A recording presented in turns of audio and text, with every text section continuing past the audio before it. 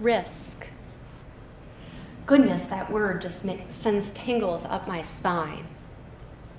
When we think about risk, we often think about financial risk or medical risks, but we're usually approaching risks with some sort of angst and trying to avoid them. When we think about risk and couple it closely with our families, it gives us an even more primal, visceral fear that can run through our bodies. But what we have to learn is that there's great dignity in taking a calculated risk, in leaning in versus leaning out, in allowing ourselves to be seen and truly seeing the people that we love. I first learned about the concept of dignity of risk about 20-some years ago when I was working with adults with developmental disabilities, many of which were being deinstitutionalized and moved into community settings. At this time, there was a really big wave and push for self-determination. And this experience that I had really encouraged me to examine my ideas of what it meant to have a meaningful life, not only for the people that I supported, but what it meant in a much broader sense. I never could have possibly imagined that I had come into contact with one of the most powerful concepts I would ever learn in the realm of parenting, all before I actually had kids. And about 2 years later, it really came into view. My oldest son was watching Pixar's Finding Nemo. You might know the story. And if you can visualize the scene where Marlin and Dory get swallowed by the whale, you'll know exactly what I'm getting at. At this point, Marlin was completely hopeless and exasperated in trying to find his son, and he was holding on for dear life. Dory literally said to him, "It's time to let go." And he said, "But I promised him I'd never let anything happen to him." And Dory then said to him in a ditzy sort of way, "Well, that's a funny thing to promise. If you never let anything happen to him, then nothing is ever going to happen to him." And that is the dignity of risk. If we never allow things to happen to our children, nothing, good or bad, is ever going to happen to them. And as I said, this is a concept that we've come to know clearly in the field of developmental disabilities. But it's not very well known in mainstream family life. And I'm here to change that because it's more than a little bit relevant. So let's take a moment to actually ground ourselves in a definition of the dignity of risk. It's when we allow people we care about to be afforded the dignity to take reasonable risks in their lives so that they can enhance their personal growth and development and overall quality of life. In theory, it's elegant. In practice, it is incredibly messy because, again, it's risky. It feels uncertain, and it makes our spine tingle, especially when we think about it in terms of our families and people that we really care about.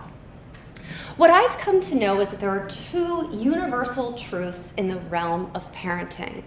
One, we want what's best for our kids, and two, we can often feel impotent to protect them from the world. And we really can't protect them in any sense of the word. So what do? We go into overdrive. We overcompensate, we overprotect, and sometimes we even end up being a pressure parent without quite knowing it. That would be me. And we can see it all around us. So many kids are running rat race childhoods with task lists and boxes to check and schedules out the wazoo where they don't even have a minute to rest, time to waste, and certainly there's not a lot of tolerance for failure here either. We have parents who are so afraid of allowing their kids to fail that they're holding on way too tight for way too long and engineering outcomes for them so that their kids don't have to struggle or feel uncomfortable, which makes sure that they, as the parents, also don't have to feel that way. There's a lot of secondary gain going on up in here. And we can see why it happens because our brains are wired for this association. And we make deep associations with our kids. It's really personal. But in essence, our children become a valuation of our parenting. We are trying so desperately to get it right for them that isn't it ironic that this is exactly what is driving us to get it wrong? And we need to make a shift. Not only do we need to shift, we need to do it quickly because we're at a critical juncture. We see it all the time. Our kids are burning out at younger and younger ages. The mental health crisis is ravaging our youth. We have kids needing to step away from school and work because they can't handle it.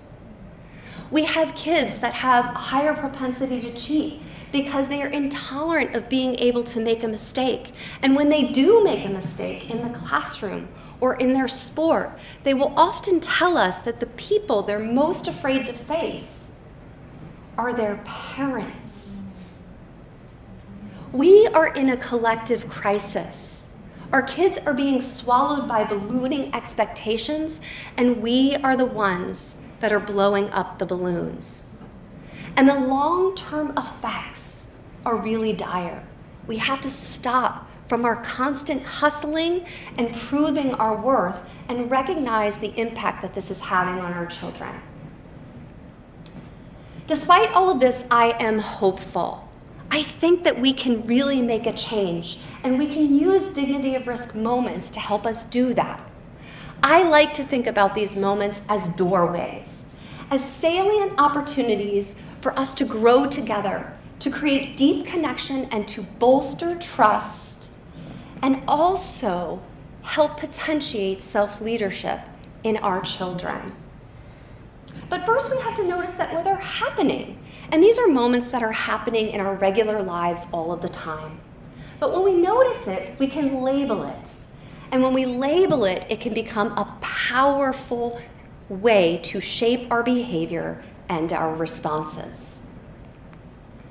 Whenever we're learning to dance, I'm sure all of you have learned a new dance at some point, and especially if you're dancing with a partner, it can be awkward to say the least, right? It's a skill to learn how to dance.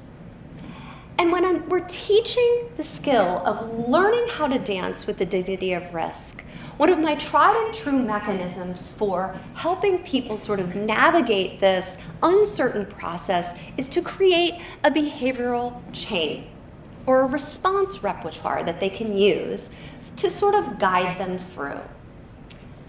Again, it starts with awareness. It's noticing, here I am. I'm in a dignity of risk moment. Once we have that awareness, we can pause. I often would encourage my families, parents especially, to take a deep breath and ground into that moment. Then we're going to use language, because language and visuals coupled together really help us wrap our arms around concepts that can feel really abstract. So the language we use is important. I would often use a mantra like, I love you so very much. And that would be all that it would take for my brain and body to get on the same page and for me to sort of meet that moment with my kids. You could use something like, I feel really uncomfortable right now because my instinct is to protect you, but we're going to hash this out and talk it out, and I'm going to stay until we get it done. That language can be very, very powerful. And as I mentioned earlier, I see these dignity of risk moments as doorways that are opportunities, and that is our visual cue. We can open the door, we can walk through it together and create this connection and this energy that we can face anything together. But recognize that we always have a choice. And we won't always respond to those dignity of risk moments by opening the door and walking through and taking the opportunity together. Sometimes we'll want to close the door and lock it and run the other direction. Sometimes if you're exceptionally perfectionistic like I can be at times, you want to like repaint it, hang a wreath on it, and just pretend that everything is good to go. What's important is recognizing our own personal agency here. How we respond to these moments matters, and we always have a choice. So staying in choice is a very powerful way to be. I'm not going to pretend that this is going to be easy. It's going to take a lot of practice. Just like if you're learning a new dance, you don't learn it overnight.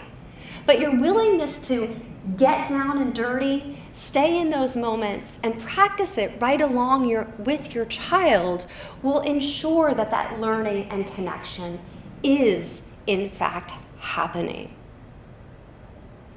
It's critically important for us to understand the value of these moments and also recognize that the progress isn't going to be easy to see right out of the gates. Typically, when we experience a relationship transformation, it always starts with invisible steps. We're going to be wobbly at first. We're going to get it wrong, and there's no one specific right way to do it. So we have to be gentle with ourselves as we go along. You might be thinking, well, that's easy for you to say. It sort of makes sense, but I don't think I can do it. You know how to do it because this is what you do. And I would happen to say that, yes, you can do this. And you're absolutely wrong if you think that I haven't made mistakes over and over again. The most salient moments of learning for me have been in those times of struggling mightily with my children. And it often came as comments and conversation that put me in my place. Things that they would say like, "You don't get me," or "I don't believe that you think I can do it," or "It feels like it's never good enough," or perhaps the worst one, "You're not listening to me. You always said that I could stop the sport I no longer love and quit on a good day, but you're not accepting my decision." Those were hard moments. And there are also moments that can shake us awake to what really matters. Because when we unhook from those outcomes, when we untangle ourselves, we can find a much deeper dimension of connection with our children.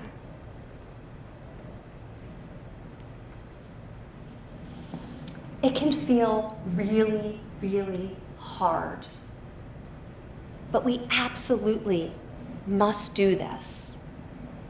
Another touchstone moment that I often use as I think about dignity of risk and how important it is for me to dance with it pretty much every day was when we were surfing. We were out in the Pacific Northwest, and we had scheduled a surfing expedition for our kids. The day came, and the conditions were really not ideal.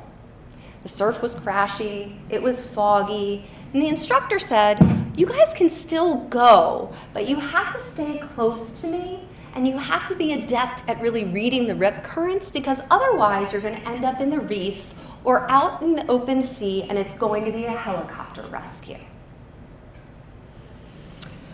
You can imagine how my husband and I felt at that very moment. With every fiber of my being, I just wanted to pull the ripcord and say, "We're out of here," not doing it. But the kids were really excited, and they were actually confident.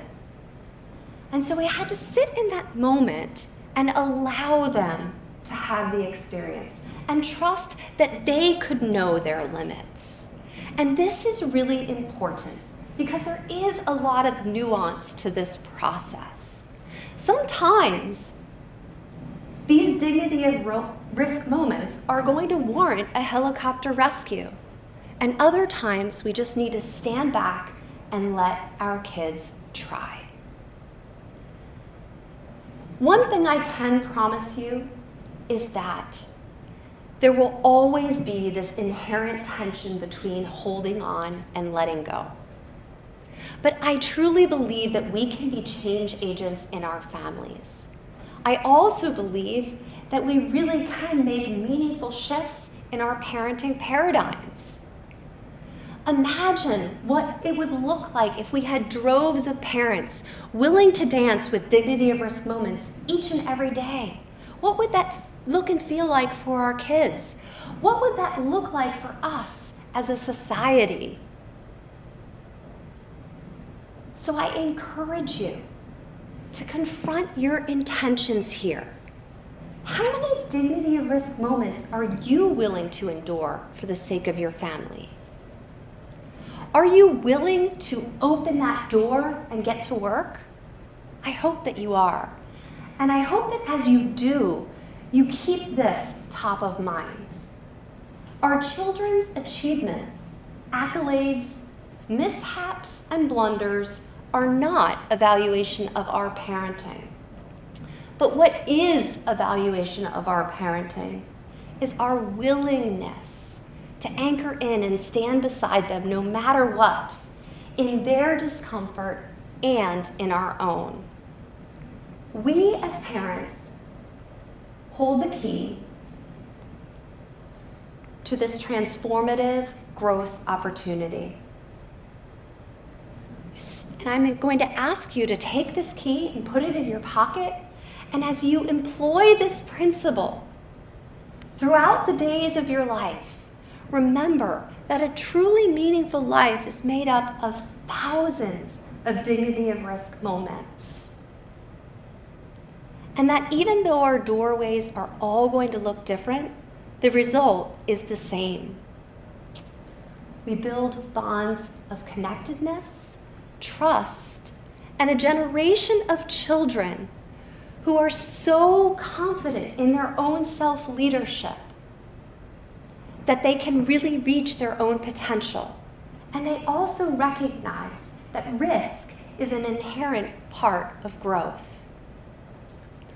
In a world that no longer has time for tenderness, we must answer the call for courageous connection.